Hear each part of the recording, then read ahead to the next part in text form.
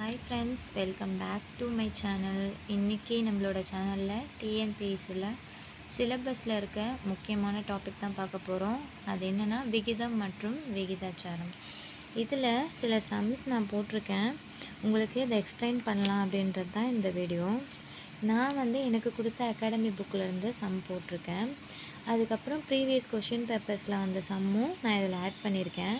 உங்களுக்கு புரியுதா நீங்கள் செக் பண்ணி பாருங்கள். உங்களுக்கு தேவைன்னா இதை நோட்ஸில் எழுதி வச்சுக்கோங்க. நான் ஒரு 20 சம்ஸ் மட்டும் போட்டிருக்கேன். ஒரு எக்ஸாம்பிள்லேருந்து ஒரு சம் போட்டிருக்கேன். வாங்க வீடியோக்குள்ளே போகலாம்.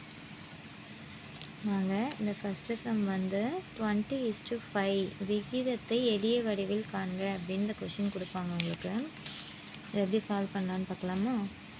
20:5 அந்த மாதிரி விகிதத்தில் நமக்கு கொடுத்தாலே நம்ம 20/5 அப்படின்னு நம்ம ரைட் பண்ணிக்கணும்.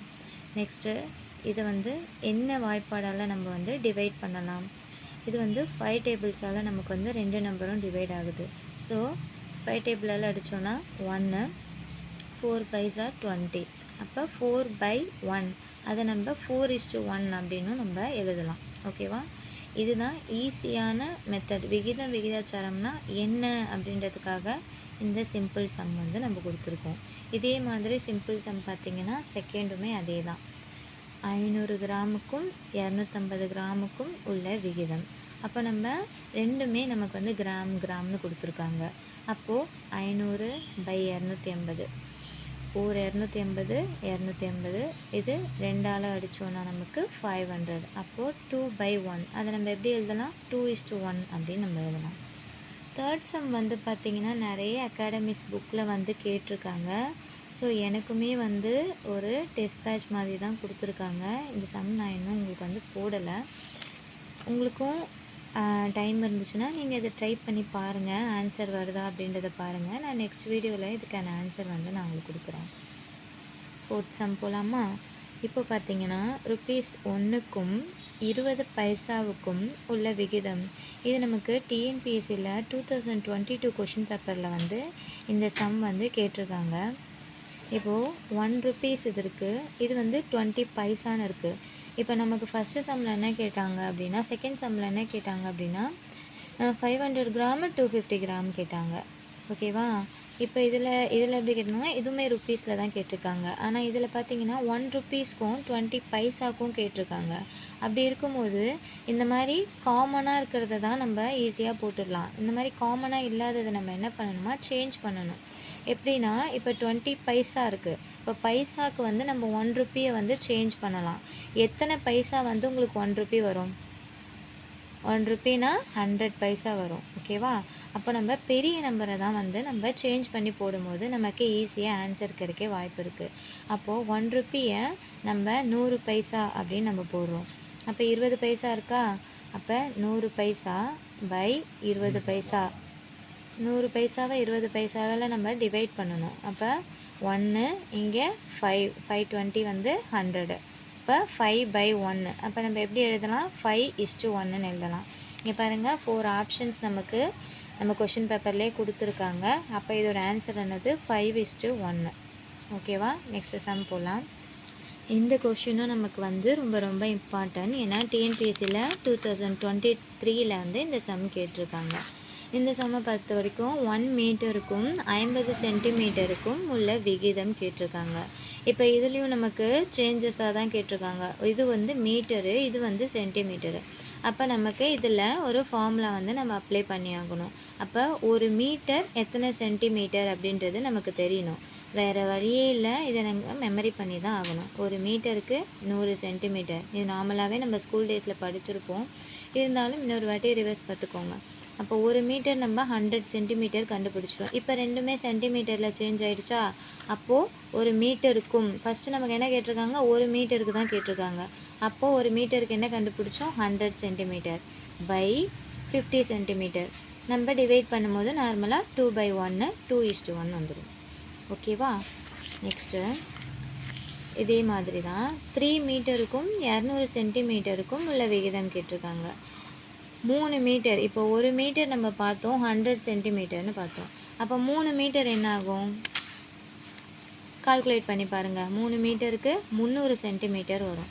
அப்போது 300/200 சென்டிமீட்டர் டிவைட் பண்ணோன்னா 3/2. ஓகேவா? இந்த சம் புரிஞ்சிருக்கும்னு நினைக்கிறேன். அடுத்த சம் போகலாமா? ஒரு ஜன்னலோட நீள அகலங்கள் 1 மீட்டர் மற்றும் 70 சென்டிமீட்டர் எனில் நீள அகலத்தில் உள்ள விகிதம்.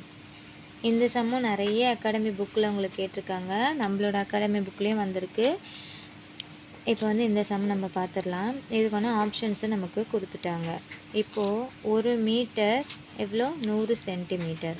அப்போது நமக்கு என்ன கேட்டிருக்காங்க? 1 மீட்டர் மற்றும் 70 சென்டிமீட்டர் கேட்டிருக்காங்க. அப்போது மீட்டரை நம்ம வந்து என்ன பண்ணுறோம்? சென்டிமீட்டராக நம்ம மாற்றிக்கிறோம். அப்போ ரெண்டுமே ஈக்குவலாக நமக்கு கிடச்சிச்சு சென்டிமீட்டருன்னு. அப்போ நம்ம டிவைட் பண்ணும்போது 10/7 10:7. பாருங்கள், இந்த மாதிரி ஒரு சார்ட் போட்டு நான் எழுதி வச்சுருக்கேன். இது வந்து அடுத்த சம்முக்கு யூஸ் ஆகும். நம்ம அடுத்த சம் பார்க்கலாம். இந்த சம் பார்த்தீங்கன்னா உங்களுக்கு டிஎன்பிஎஸ்சி 2022 வந்து நமக்கு கேட்டிருக்காங்க. 666 கிராமுக்கு 6 கிலோகிராம் என்பது விகிதம். 666 கிராம், இங்கே 6 கிலோகிராம். அப்போது என்னது? கிராமு கிலோகிராம் ரெண்டுமே சேஞ்ச் பண்ணி கொடுத்துருக்காங்க. அப்போ நம்ம என்ன பண்ணணும்? ஒரு கிலோக்கு வந்து 1000 கிராம்.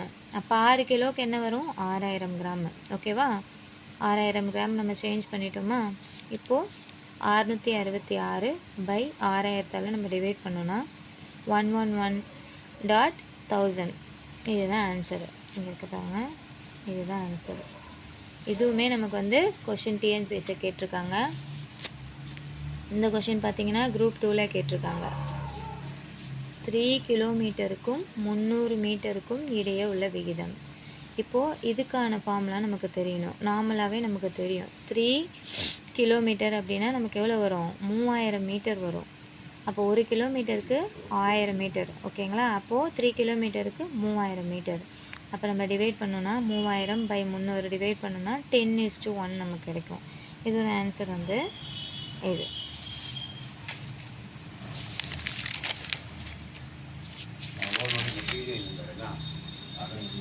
வீடியோ வந்து ரொம்ப லென்த்தாக போயிட்டுருக்கு.